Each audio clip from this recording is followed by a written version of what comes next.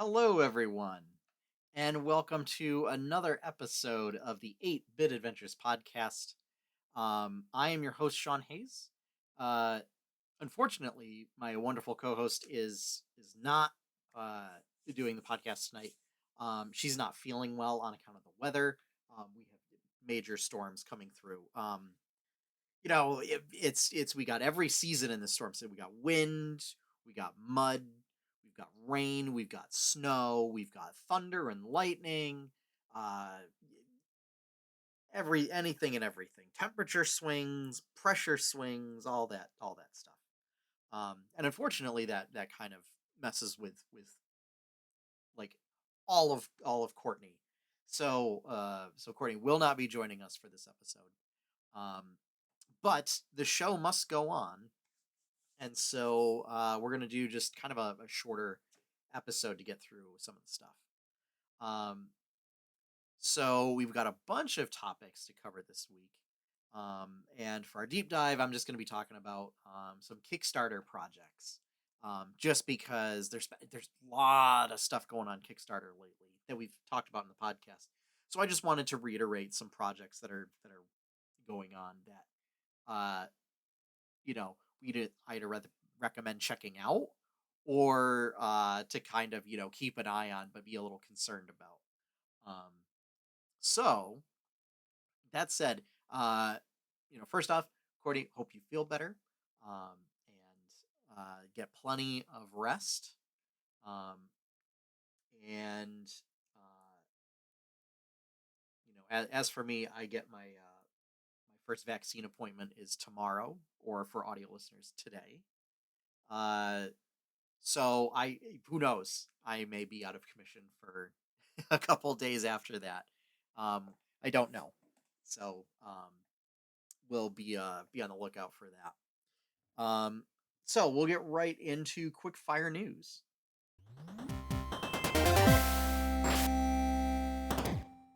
All right.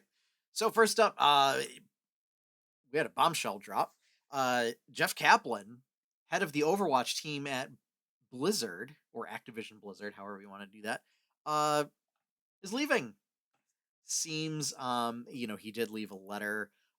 Seems he might not be agreeing with company policies and where the company may be going. um and so he decided he kind of had enough.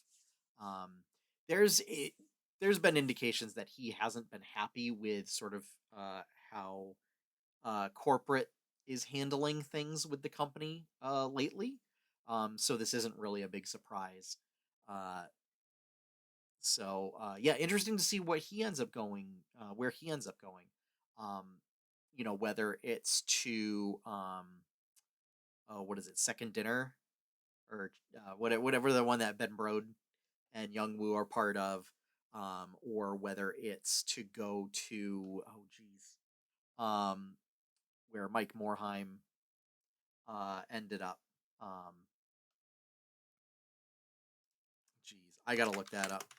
Because it's also where Secret Door and Dreamhaven, where Kate Welch ended up as well.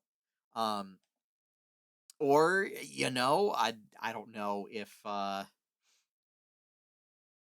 War Chief is looking for any talent headed their way. If Chris Metzen wants any talent, so there's even former Blizzard employee options available out there, I'm sure.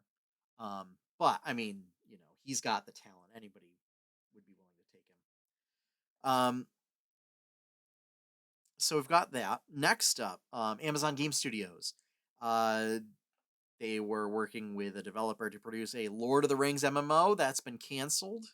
Of note, this studio that Amazon set up has yet to produce any games since its foundation. Um, One thing to keep in mind is that the person in charge, and I don't have their name written down, is set to actually become the new Amazon CEO when Jeff Bezos uh, steps up to become head of the board of directors sometime later this year. Um, Moving on, for Sony, still not coming to E3. However, they did confirm their PS3 and Vita digital storefronts will remain open. Um, but the PSP store is still set to close July 2nd. So it sounds like there were plans to close those stores, and there was enough public backlash that they backed off of that and are going to keep them open. Um, on the other hand, regarding E3, Square Enix is now confirmed for attending.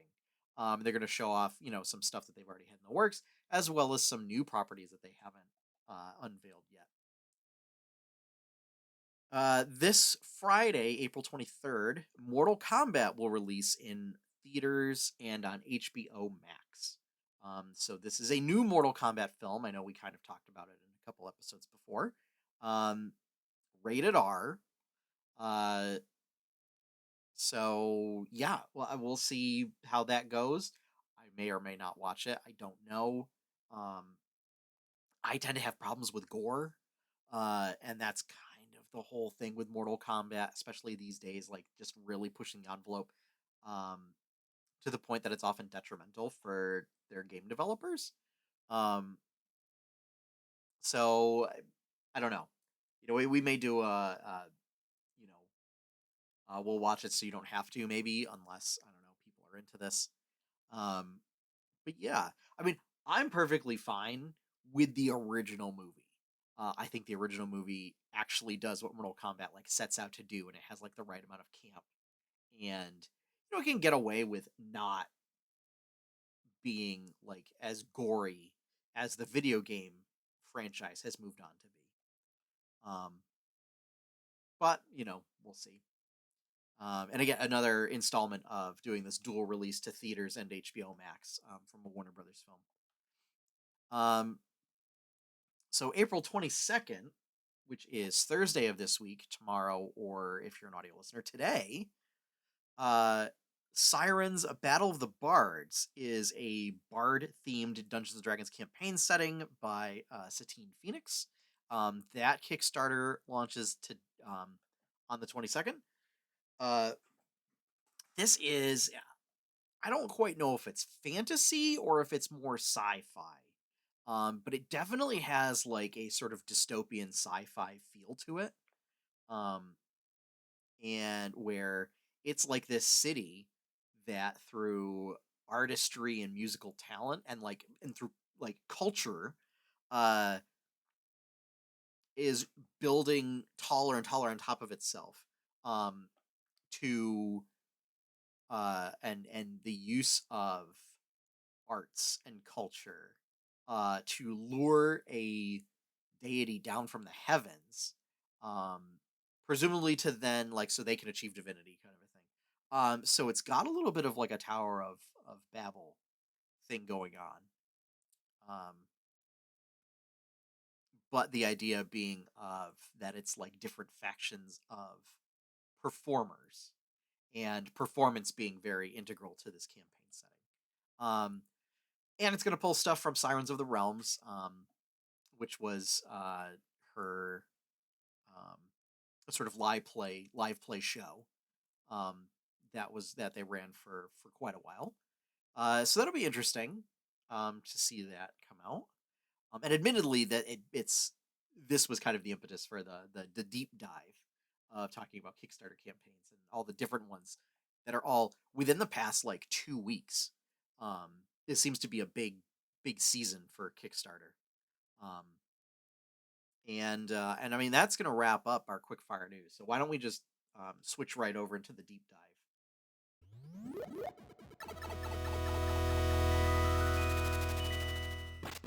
All right, so as I said, a lot of Kickstarter campaigns. So we've got Sirens: Battle of the Bards. There was the Mystery Science Theater 3000 Kickstarter that just launched. Auroboros from War Chief Gaming that just launched. Coyote and Crow, which we did talk about, that wrapped, but was live sort of about a month ago. And so that is a fifth edition um, native themed campaign setting. And it's done by a team of Native Americans. Um, and people with native ancestry. Um, and part of the campaign was to produce books that will go to libraries, um, specifically for native populations, um, so that they would be able to enjoy the game. Um, Rock Runners, which is a card game by Scott Johnson of Frog Pants, sort of sci-fi shipping card game. Um, Monster Hunter World, the board game by Steamforged. So this one's a little controversial. Um, and then Sentinels of the Multiverse Definitive Edition. So I know a lot of folks who listen to the podcast probably fans of Sentinels, just from the demographic that we have and sort of the reach that we have. So the definitive edition, I want to talk about this a little bit. Is they're basically doing a big Greater Than Games is doing a big sort of reskinning of this game. And they're starting with the core set and like sort of making some additions and subtractions to the core set, based on what makes sense to include. Um, and so you'll get some things that weren't part of the original core set, like Argent Adept, Akash Buta. I'm trying to think if there was someone else. I don't think so. Uh, but this game, it's getting a little bit of a facelift. So they hired or I don't know if they had one, but since the original game came out, they now have graphic designers who now work on the game and the products and everything, and took a look at it and said this could be a lot better, things could be a lot clearer. So they're basically doing a whole graphic design facelift on the entire game, to make things a bit clearer, uh, and to improve like iconography. Um, the main artist who worked on the game wanted to do another pass and said like the art could be so much better. I want let's redo the art. So they're going to redo the art so that it has more of this sort of um, comic book feel to it, so that it looks like pages out of a comic book instead of it was a very very vibrant sort of bright um, art on the cards before. Um, it's just now it'll have a little bit of a faded look. There may be some like Silver Age type comics which look all faded and everything.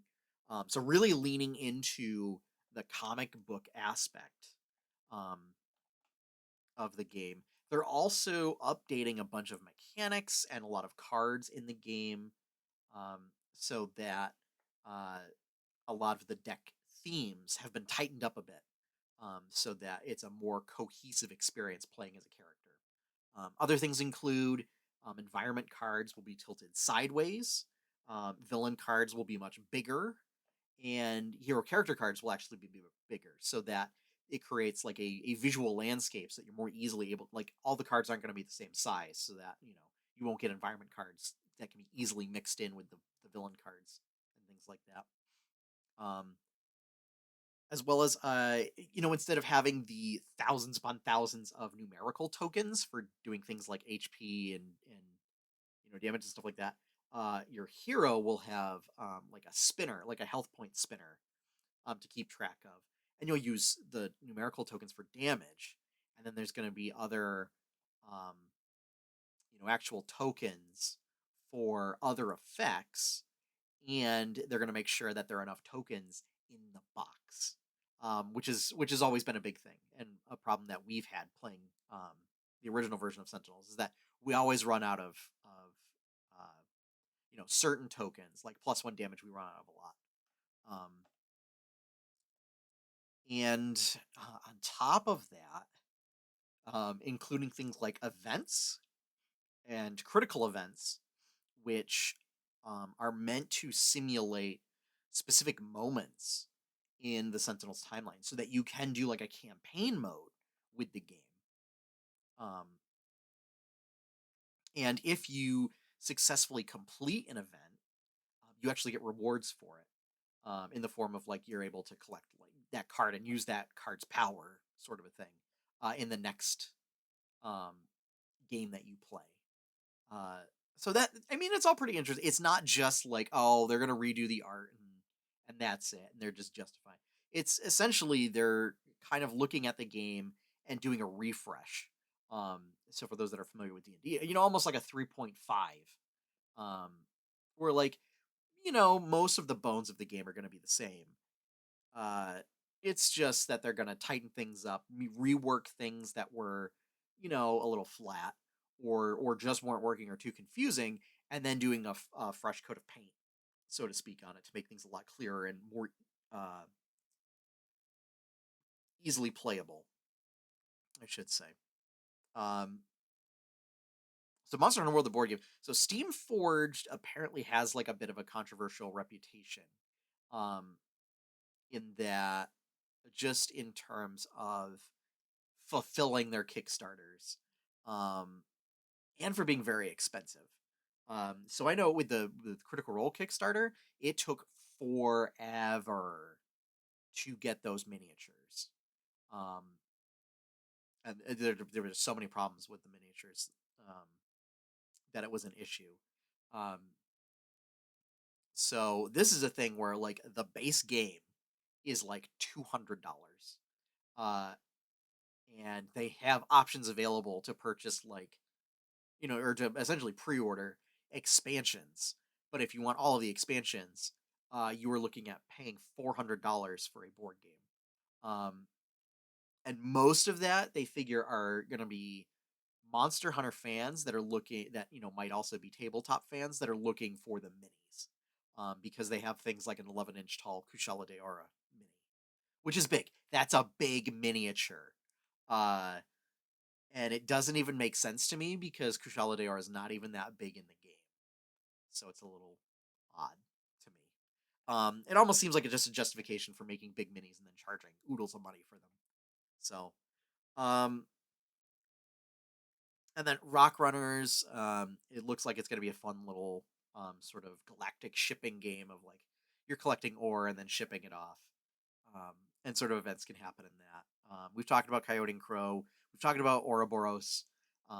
Chris Metzen's D&D campaign setting, um, and of course the very unusual MST3K and their sort of virtual watch space sort of thing going on. But yeah, it's just it seems like a lot of Kickstarters all decided to launch like within the past month. Um, and I don't know if that's just a timing thing, if it's been sort of a year since the pandemic and people are ready to like start releasing products and figure, people have gotten stimulus money, maybe now is a good time to launch a Kickstarter.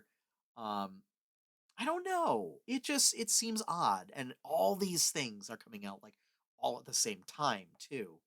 Um, so yeah, and that's not even getting into any like video game properties really. This is all kind of geared toward tabletop. And MST3K is obviously like film and television. Um, but I mean, there's video games up on Kickstarter that are trying to get going. Um,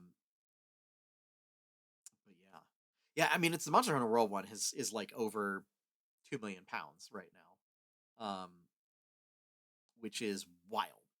Um, and it kind of like just went live too. Uh, whereas I was looking at there's a sort of um almost like a Stardew Valley sort of farming sim like game, but that's set in like I don't know. It's kind of half prehistoric, half sort of um like classical slash ancient age uh setting. That's right now at like 28,000. Um, so yeah, just a lot of stuff going on. And then we'll see how Battle of the Bards does tomorrow when it launches. Um, so yeah, I know Ouroboros is like fully funded already, um, and they were doing all sorts of like bonuses for signing on like within the first 48 hours. Uh, so yeah, One thing, so to circle back to Sentinels, one thing I want to talk about the Kickstarter that's differentiates them from other Kickstarters is no stretch goals. They're not doing any stretch goals. They're like basically the Kickstarter is to release the core game, and that's it. And then like any the more money they make is the more money gets sunk into making the core game. And I think that might be. I mean, it's an interesting strategy of not doing any stretch goals. And I think that might pay off because one of the things that you often see are with Kickstarters is that um, if you do too many stretch goals and you become too successful, now suddenly you have all this other stuff that you have to worry about. Like all of this extra stuff that, like, we're like, yeah, if we make it there, this will be great and everything. But it seems to be a common problem for a lot of Kickstarter campaigns is that um, they grow too big and then they get overwhelmed with all everything that they have to do. And or if they're not even overwhelmed with it, it just then takes up so much time. Um, and I mean, like they did a great job with it, but Yacht Club, poor Yacht Club ended up having to make Shovel Knight games for like 10 years, in order to like just get through all of the stuff that was promised in their Kickstarter. Um, but yeah, I think there's something interesting to be looked at with the idea of this is the campaign. Um, whatever money we make, it's all going to go into what we're presenting here. Like we're not going to do any extra stuff. We've already got everything planned out, and um, in that way, it also like it means that there's buffer. Like if they've already budgeted out, like this is how much it should cost. Um, it means that any extra money that they make can be used as a buffer in case anything goes wrong, because there's something that always goes wrong with Kickstarter. Usually manufacturing. So this way, like, there's money baked into. Like, it might even be that you could throw extra money at making sure stuff goes out on time. You know, I'd imagine oftentimes people are using the slowest method of shipping to keep costs down. But if you have extra money, you can just say, "Yeah, no, we're gonna pay for expedited shipping on all that, on all the stuff that needs to come in, and then we'll be able to send expedited shipping to get it out to backers when it's live." Um, so yeah, actually, I'm curious to see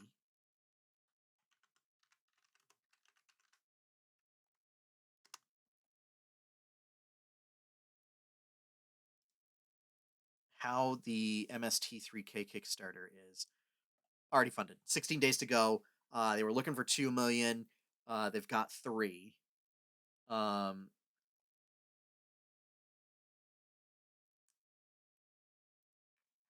do they have 3.3? They're not quite at 3.3 million yet, which would get them um 6 new episodes and uh they're totally not a streaming service, but really a streaming service.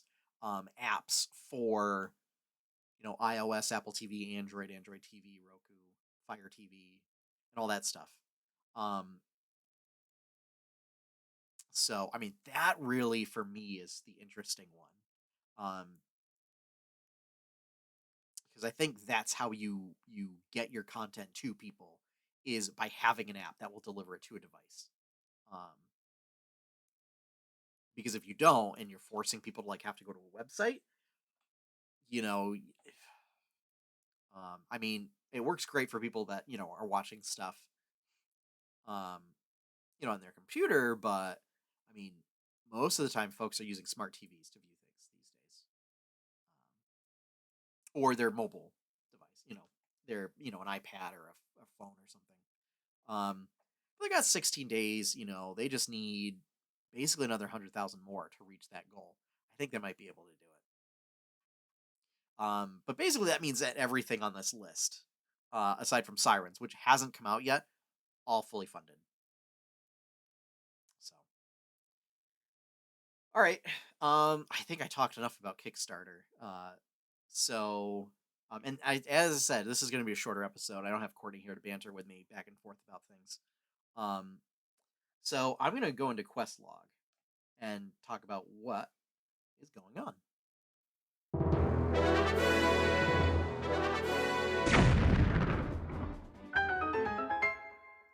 All right, so quest log is where we talk about what sort of goals we worked on, what we completed, and what sort of geeky goals we have coming up over the next week or so.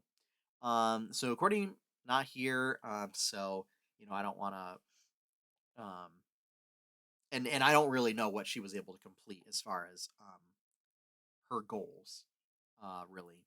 But I can tell you, so I did actually finish coloring a chapter one comic. I'm kind of falling behind a bit. I do need to pick back up on that so that I can meet my self-imposed deadline of by the end of the year to finish that book. I did finish the Unsleeping City season one, and I did do a whole bunch of backgrounds for the Tales of Majora campaign setting. So actually, I completed all three of three goals. Um, so yeah, that felt good. It felt really good. So now the question becomes, what are my goals gonna be for this upcoming week? Um, and uh, I think one of the things might be is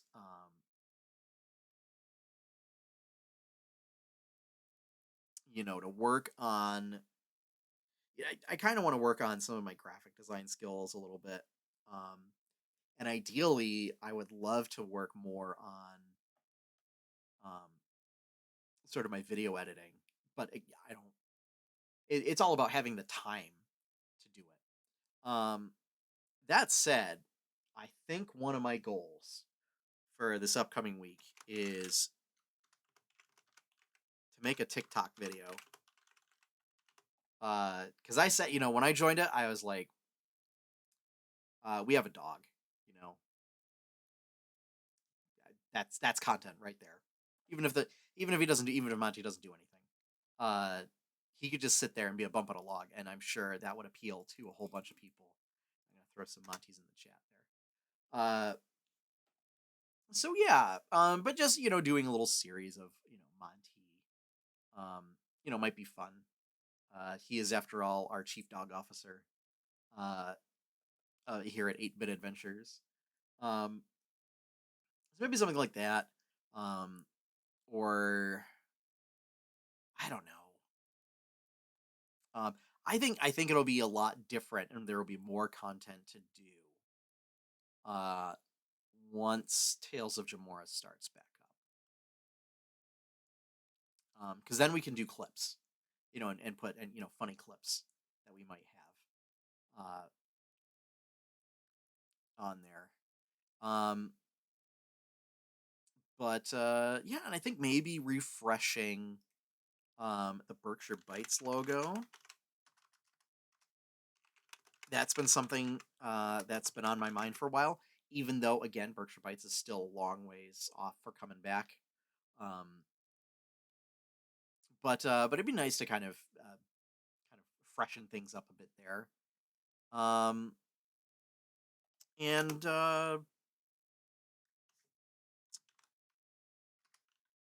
let's say do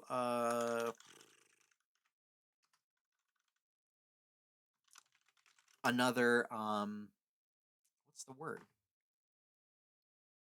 Illustration. Um, create an illustration for another Jamora um, holy symbol.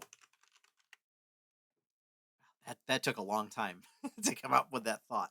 But yeah, so I mean, I made the two of them. I made the one for Kure and the one for Basella. But I got a bunch more deities that I want to create holy symbols for. Just making artwork to put in that. So, I mean, D&D books and campaign guides and everything aren't just you know uh, mechanics and lore is there's also page design and artwork that goes into it. So I mean, there's that too that's got to go into that project. Um, so yeah. And I think I mean that gives me 4 goals, and I think that's probably a good amount. Um, so we'll see. Um, yeah, I don't know if the TikTok video will happen this weekend. Or next week. I'm not sure. That one I'm a little iffy on. But I think maybe we could probably get the other 3. I think. What do you say? All right. Uh so that is going to wrap things up for this week. I know it was a short episode, and it was kind of just running things down, boom, boom, boom, boom, boom. A little bit of everything was a little bit of quick fire. Uh, but that is the nature of having to do a solo cast. So again, Courtney, hope you get better soon, get well soon, um, so that you can come back next time and I can have somebody to talk to. Uh, and everyone out there, please wish Courtney get well soon. So. If you want to see more content from 8-Bit Adventures, be sure to check out 8-bitadventures.com. If you would like to help support that content, there are 2 ways to do that. You can become a patron at patreon.com/8bitadventures. You can also subscribe directly right here on Twitch and become a subscriber here. Or, there is another way you can buy merch, which I think merch shop. There we go. At shop.8bitadventures.8-bitadventures.com. You can find t-shirts, mugs, hats, all that fun stuff. Posters, there's a couple posters. Um, and then finally, want to extend a special thank you to Professor Shy Guy. Our opening theme is his song One Up, the instrumental version of his song. If you would like to see his his stuff, his music, be sure to check out professorshyguy.bandcamp.com. And with that, we're done. So I'm gonna sign off, and get comfy and cozy with this dreary weather here. So as always, have fun, everyone. Happy gaming, and enjoy your pie cake.